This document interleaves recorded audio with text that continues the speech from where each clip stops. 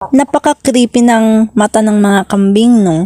Bakit kaya? Dahil ang kanilang mga mata o pupils ay horizontal, hindi katulad sa atin na bilugan at patayo katulad ng pusa. Ang kambing ay itinuturing na isang herbivore. Ang herbivore po ay yung mga hayop na kumakain lamang ng mga damo. Ginagamit nila ang kanilang rectangular na mga mata para maprotektahan ang kanilang mga sarili sa paparating na predator.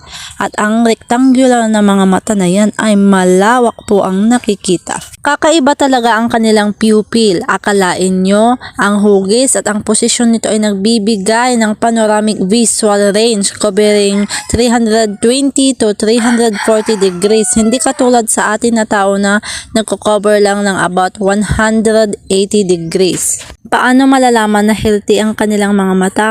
Ang mga mata dapat ng kambing ay malinaw at maningning. Kung ito ay may basa at kulay pula na may mga mucus, may problema po ang mga mata ng kambing.